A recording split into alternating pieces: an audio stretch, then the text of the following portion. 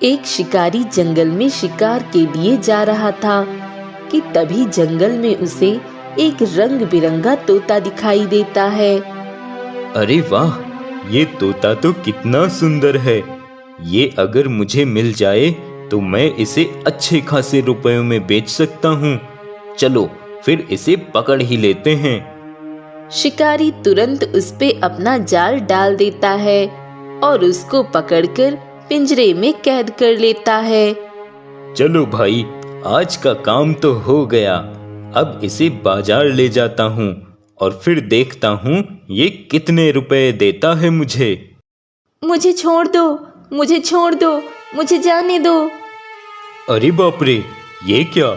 ये तोता तो बोलने वाला तोता है। अरे वाह, मजा आ गया।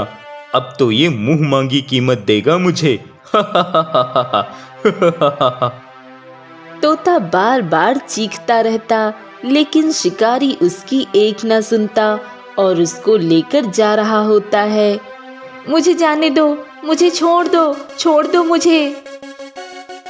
अरे, ये तोता तो बोलने वाला तोता है और उस शिकारी से बार बार छोड़ने को कह रहा है, लेकिन ये शिकारी तो उस तोते की बात ही नहीं सुन रहा है। कितना प्यारा तोता है। तभी वह लकड़हारा उस शिकारी के पास जाता है। अरे भाई, इस तोते को छोड़ दो। देखो तोता कितना चीख रहा है, बार बार कह रहा है मुझे छोड़ दो, मुझे छोड़ दो। क्या इसे छोड़ दूं? अरे, इसे छोड़ने के लिए नहीं पकड़ा है। इसे तो मैं बाजार में अच्छी कीमत पर बेचूंगा। बार बार कहाँ मिलता है ऐसा तोता जो देखने में इतना सुंदर हो और बोलता भी हो। तो तुम ये तोता मुझे ही बेच दो, मैं खरीदने के लिए तैयार हूँ। क्या तुम खरीदोगे ये तोता? पता भी है ये कितना कीमती है। मैं इसे किसी अमीर इंसान को बेचूंगा जो मुझे इसकी सही कीमत दे पाए। मेरे पास एक सोने का सिक्का है, तुम मुझे ये तोता दे दो तो मैं तुम्हें वो सोने का सिक्का दे दूंगा। क्या सोने का सिक्का? तुम सच में इस तोते के बदले मुझे एक सोने का सिक्का दोगे? हाँ, मैं सच में तुम्हें एक सोने का सिक्का दूंगा। बस ये तोता तुम मुझे दे दो। हाँ हाँ, ले लो ये तोता। लकड़हारा उस तोते को शिकारी से ले लेता है और उसे एक सोने का सिक्का दे देता है और अपने घर की ओर निकल पड़ता है। तुम्हारा बहुत बहुत धन्यवाद, तुमने मेरी जान बचाई उस शिकारी से, नहीं तो वो पता नहीं मेरा क्या करता। लेकिन तुम तो एक लकड़हारे हो, तुमने मुझे बचाने के लिए अपना सोने का सिक्का उस शिकारी को दे दिया। क्या तुम्हारे पास बहुत सारे सोने के सिक्के हैं? नहीं तोते, मेरे पास वो एक ही सोने का सिक्का था जो मैंने बहुत दिनों से संभाल के रखा था और आज जब जरूरत पड़ी तो उसे बाजार में बेचने जा रहा था। तो तुमने अपना सोने का सिक्का उस शिकारी को क्यों दे दिया? क्योंकि वो शिकारी तुम्हें तकलीफ दे रहा था और तुम अपने जीवन के लिए संघर्ष कर रहे थे और सोच रहे थे कि आज तुम्हारी जान बच जाए। बस यही देखकर मुझसे रहा नहीं गया और तुम्हारी जान बचाने की खातिर मैंने उस शिकारी को वो सोने का सिक्का दे दिया और अब मैं तुम्हें इस पिंजरे से आज़ाद कर देता हूँ और तुम वापस से अपने जीवन में खुश रहना। नहीं मित्र, मुझे अभी मत आज़ाद करो। तुमने मुझ पे उपकार किया है, तुम्हारी वजह से ही मैं आज बच पाया हूँ। इसलिए मैं तुम्हारे साथ तुम्हारे घर चलना चाहता हूँ और मैं तुम्हारे साथ कुछ दिन रहना चाहता हूँ। उसके बाद तुम मुझे आज़ाद कर देना, मैं खुशी से खुले आसमान में चला जाऊंगा। शिकारी अब तोते को अपने साथ ही लेकर जाने लगता है। तभी उधर से एक राजकुमार गुजर रहा होता है जो उस तोते को लकड़हारे से बातें करता हुआ देख लेता है। अरे, ये तोता तो बोलने वाला तोता है और वो उस लकड़हारे से बातें कर रहा है। ये तोता तो कितना प्यारा भी है। ये तोता तो मेरे पास होना चाहिए। तभी वह राजकुमार उस लकड़हारे के पास जाता है। ए लकड़हारे, ये तोता मुझे पसंद आ गया है, इसलिए ये तोता तुम मुझे दे दो। ये तोता मैं कैसे दे सकता हूँ आपको? ये मेरा है और मैंने इसकी जान बचाई है। लेकिन इस राज्य के राजा के पुत्र और एक राजकुमार को ना कहने पर तुम्हारी जान कौन बचाएगा? क्या ये जानते हो तुम? राजकुमार की बातें सुनकर लकड़हारा डर जाता है। राजकुमार, ये तोता मेरे साथ मेरे घर जाना चाहता है, तो मैं आपको कैसे दे सकता हूँ? मुझे ना सुनने की आदत नहीं है लकड़हारे। इससे पहले कि मैं कुछ करूं, ये तोता मुझे दे दो, नहीं तो बहुत पछताओगे। राजकुमार के इतना कहते ही तोता तुरंत राजकुमार से कहता है, नहीं राजकुमार, आप क्रोधित ना हो, मैं आपके साथ चलने को तैयार हूँ। मित्र लकड़हारे, मुझे माफ करना, अब मुझे जाना होगा, लेकिन हम जरूर मिलेंगे। राजकुमार उस तोते को लेकर अपने महल में आ जाता है। राजकुमार अब अपने छोटे भाई को वो तोता दिखाता है। करनदेव, ये देखो, मैं एक तोता लाया हूँ जो कि एक बोलने वाला तोता है और कितना प्यारा भी है। हाँ भैया, ये तोता तो सच में कितना प्यारा है, और अगर ये बोलने वाला तोता है तो फिर मैं तो ढेर सारी बातें करूँगा इससे। अब मगन देव और करण देव दोनों उस तोते से ढेर सारी बातें करते हैं। मेरे प्यारे तोते, चलो आज तुम्हें बाहर घुमा देते हैं, और हम भी कई दिनों से बाहर नहीं गए हैं, तो आज जरा खेत खलिहान और जंगल घूम के आते हैं। मगन देव उस तोते को लेकर सैर पे निकल जाता है। अरे वो क्या है राजकुमार मगन देव, देखो उस पेड़ से कितनी तेज रोशनी निकल रही है। हाँ, उस पेड़ से तो सच में रोशनी निकल रही है। भला ऐसा कैसे हो सकता है? कुछ तो रहस्य है इस पेड़ में, मुझे जानना होगा। तुम यहीं रुको, मैं अभी आता हूँ। राजकुमार मगन देव उस पेड़ के पास चला जाता है और जैसे ही उसे हाथ लगाता है वह उस पेड़ के अंदर ही चला जाता है। हे भगवान, ये क्या? राजकुमार तो इस पेड़ के अंदर ही चले गए। लगता है यह कोई मायावी पेड़ है। कहीं राजकुमार किसी खतरे में तो नहीं? मुझे जल्द ही कुछ करना होगा।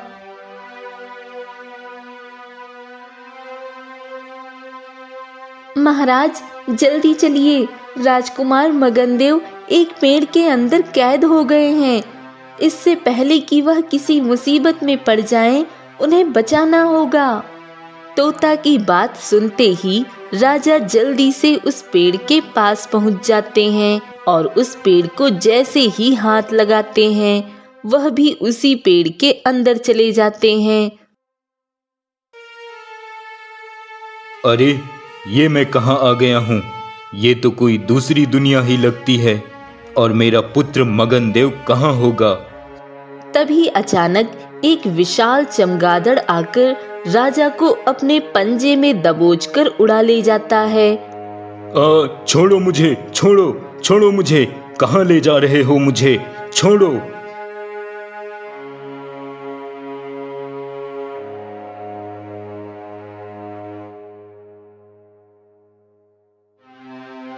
कौन हो तुम?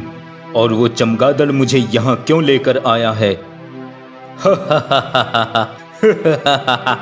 वो मेरा गुलाम है और मेरे ही कहने पर वो तुम्हें यहाँ लेकर आया था।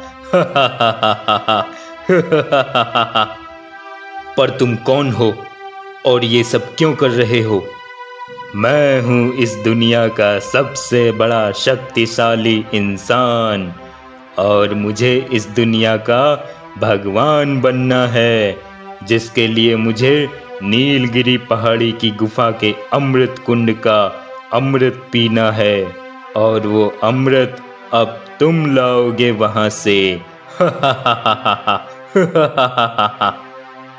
लेकिन मैं तो यहाँ अपने बेटे को ढूंढने आया हूँ। तुम्हारा बेटा मेरी कैद में ही है, और अगर उसको वापस छुड़ाना चाहते हो तो जो भी मैं कहता हूँ वो करो। जाओ, नीलगिरी पहाड़ी की गुफा के अमृत कुंड से मेरे लिए अमृत लेकर आओ, वरना तुम्हारा बेटा तुम्हें कभी वापस नहीं मिलेगा और तुम भी मेरी कैद से नहीं छूट पाओगे। राजा अपने बेटे को छुड़ाने के लिए उस तांत्रिक की बात मान लेता है और तुरंत उस नीलगिरी पहाड़ी की गुफा की ओर निकल पड़ता है। चलते चलते वह नीलगिरी पहाड़ी के पास पहुंच जाता है। अरे ये मेरे पुत्र को क्या हो गया है, और ये मृत अवस्था में क्यों पड़ा हुआ है? लगता है इसे भी उस तांत्रिक ने वो अमृत लाने को कहा होगा, तभी यहाँ मेरे पुत्र की मृत्यु हो गई। अब मैं क्या करूं? तभी अचानक वहां पर एक जहरीला सांप आता है और राजा को डस लेता है और राजा की भी वहीं पर मृत्यु हो जाती है। महाराज को भी गए हुए काफी वक्त बीत चुका है, लेकिन ना तो महाराज वापस आए हैं और ना ही राजकुमार मगनदेव। कहीं महाराज भी कोई मुश्किल में तो नहीं फंस गए। अब मुझे जाना होगा।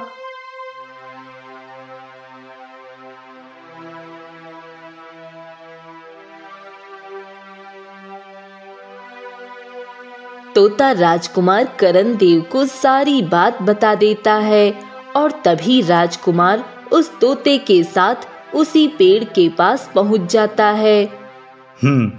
इस पेड़ को हाथ लगाने से लोग इसके अंदर चले जाते हैं और वापस नहीं आ पाते।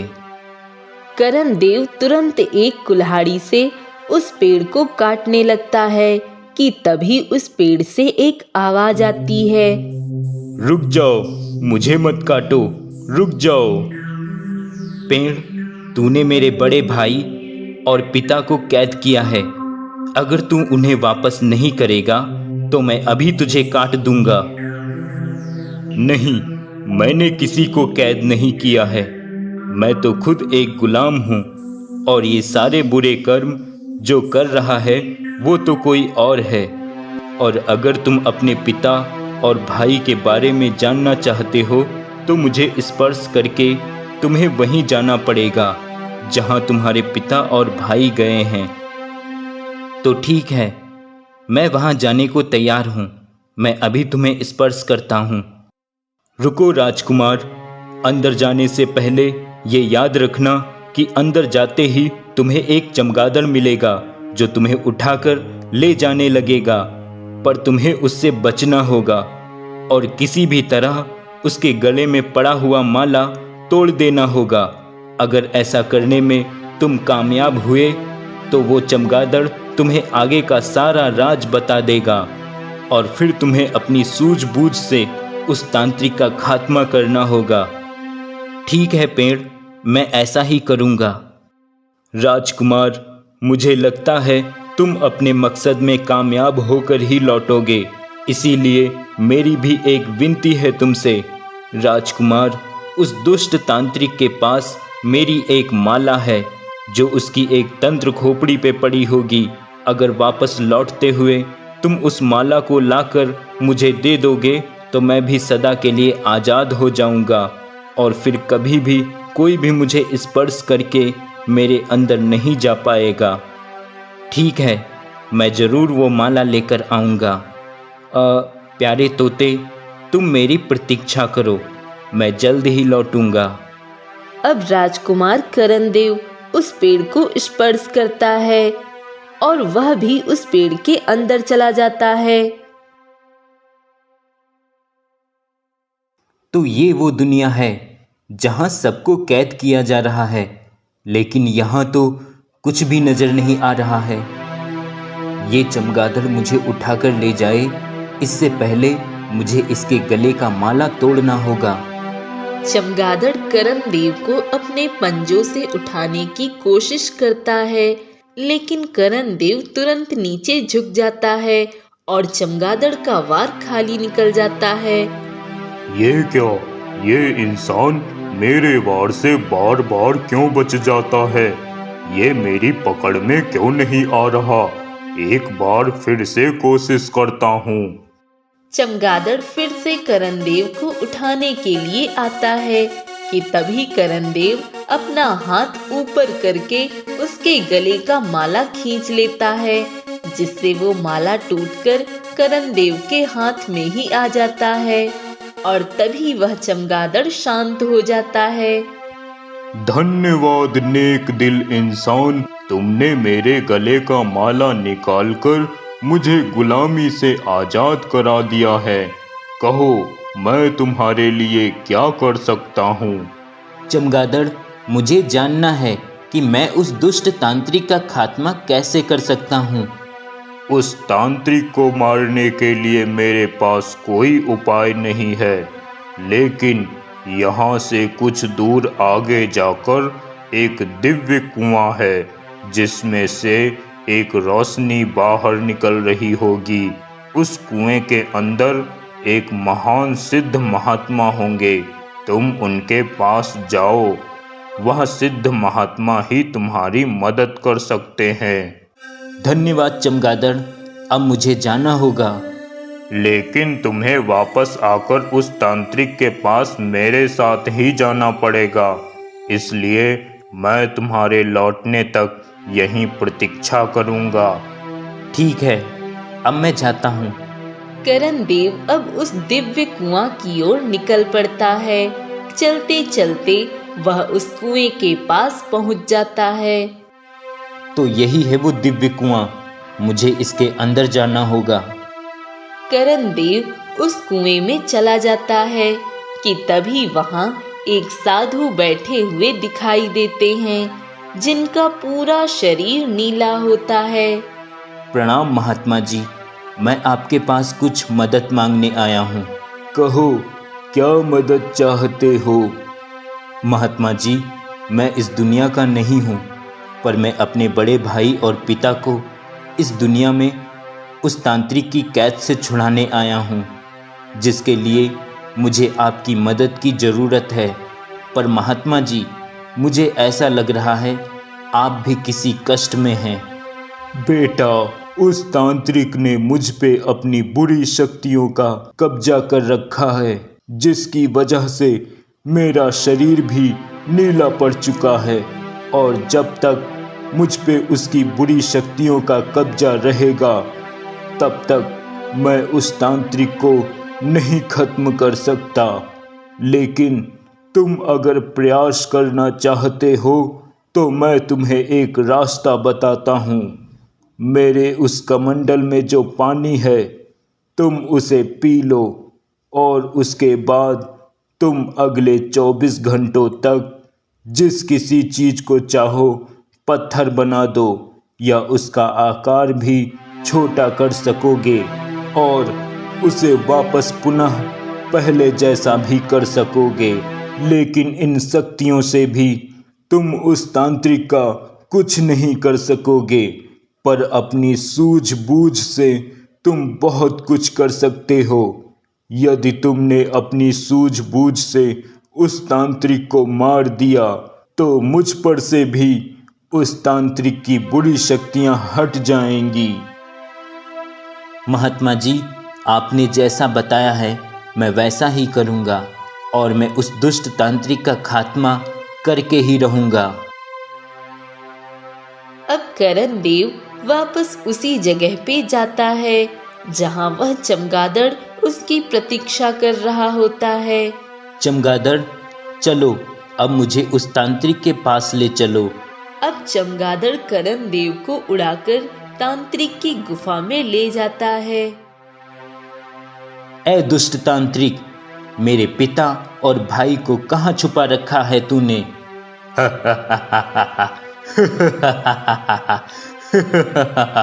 अगर तुम अपने पिता और भाई को वापस ले जाना चाहते हो तो तुम्हें नीलगिरी पहाड़ी की गुफा में जो अमृत कुंड है उस कुंड से वो अमृत लेकर आना होगा, और जब तुम वो अमृत मुझे दे दोगे तब मैं तुम्हारे पिता और भाई को आजाद कर दूंगा।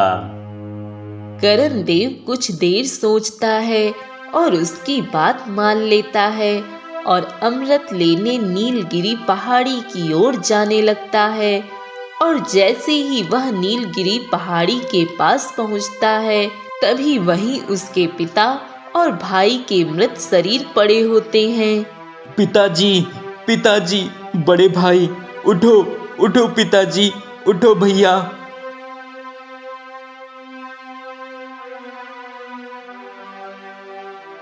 अब मुझे गुफा के अंदर जाना होगा। करण देव जैसे ही गुफा की ओर बढ़ता है तभी गुफा के द्वार पे आग के अलाव जलने लगते हैं। अरे, ये आग के अलाव तो बहुत खतरनाक हैं। मैं इन्हें कैसे पार करूं? हाँ, मैं इनके आकार को छोटा कर दूं तो मैं आसानी से गुफा के अंदर जा सकता हूं। करण देव अपनी शक्तियों से उस अलाव के आकार को बहुत छोटा कर देता है और आसानी से गुफा के अंदर चला जाता है और अमृत कुंड से पानी लेकर बाहर आ जाता है और वह अमृत थोड़ा थोड़ा अपने भाई और पिता को पिला देता है, जिससे वह दोनों पुनर्जीवित हो जाते हैं। पुत्र करण देव, तुम यहाँ? तो क्या तुम भी उसी पेड़ के द्वारा यहाँ आए हो?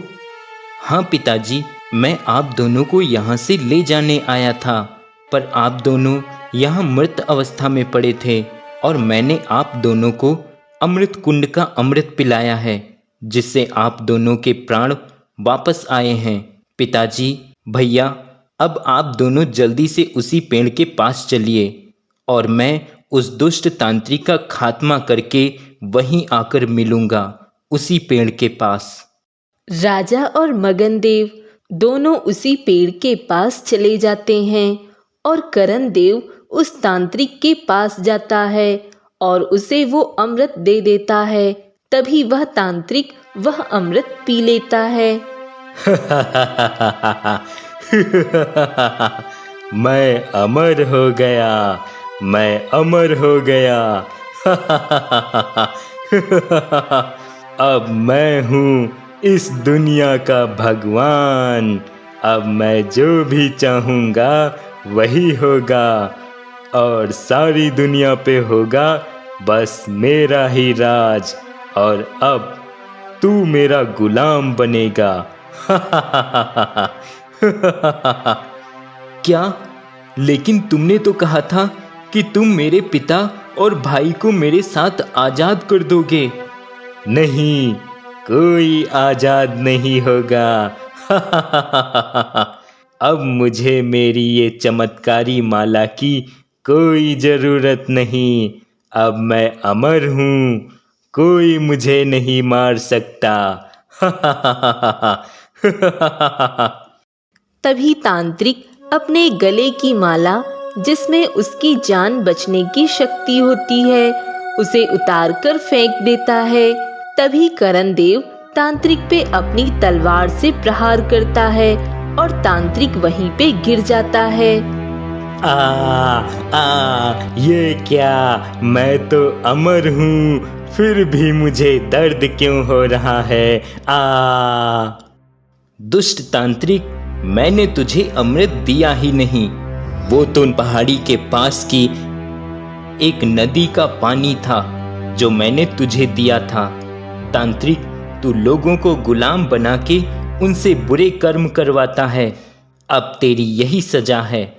करण देव अब उस तंत्र खोपड़ी में पड़ी माला निकालकर वहां से निकल जाता है और उसी पेड़ के पास पहुंच जाता है। अब वहां पर चमगादड़ और वह साधु महात्मा भी आ जाते हैं। राजकुमार, तुम बहुत वीर हो और तुम्हारी वजह से ही उस तांत्रिक का खात्मा हो पाया है और उसके मरते ही मुझ पर से सारी बुरी शक्तियों का पहरा टूट गया और मैं आजाद हो गया। मैं तुम्हें शुभकामनाएं देता हूँ, तुम एक वीर राजा बनोगे। मैं भी तुम्हारा धन्यवाद करता हूँ राजकुमार, तुम्हारी वजह से मैं भी आजाद हुआ हूँ और अब मैं पुनः अपनी जिंदगी जी सकूंगा। अब करण देव अपने पिता और भाई के साथ वापस अपनी दुनिया में आ जाता है और वह माला उस पेड़ को देते हुए कहता है, पेड़, ये लो वह माला जो तुमने लाने को कहा था। राजकुमार, इस माला को तोड़ दो तो मैं हमेशा हमेशा के लिए आजाद हो जाऊंगा और यहाँ से अदृश्य हो जाऊंगा। करण देव उस माला को तोड़ देता है और वह पेड़ अदृश्य हो जाता है। करण देव, तुम वाकई में एक वीर राजा बनने के काबिल हो और आज हम यहाँ हैं तो तुम्हारी वजह से। हम ये ऐलान करते हैं कि अगले नए सत्र में तुम्हारा राज्य अभिषेक कर तुम्हें इस राज्य का नया राजा बनाया जाए। और तोते, तुम्हारा भी हम पे बहुत एहसान है, हम तुम्हें भी कुछ देना चाहते हैं, पर क्या दें ये समझ नहीं आ रहा। महाराज, अगर आप मुझे कुछ देना ही चाहते हैं तो मुझे एक सोने का सिक्का दे दो और मुझे आजाद कर दो। राजा उस तोते को एक नहीं बल्कि एक पूरी मटकी सोने के सिक्कों से भरी हुई दे देता है और तोता उस मटकी को लेकर उड़ जाता है और उसी लकड़हारे के घर जाकर उसे दे देता है। ये लो मित्र, ये सब तुम्हारा है। मैंने कहा था ना कि मैं आऊंगा और जरूर आऊंगा। अच्छा, अब मैं चलता हूँ, तुम अपना ख्याल रखना। अब तोता उड़कर चला जाता है और अपनी आजाद जिंदगी में खुशी से रहने लगता है।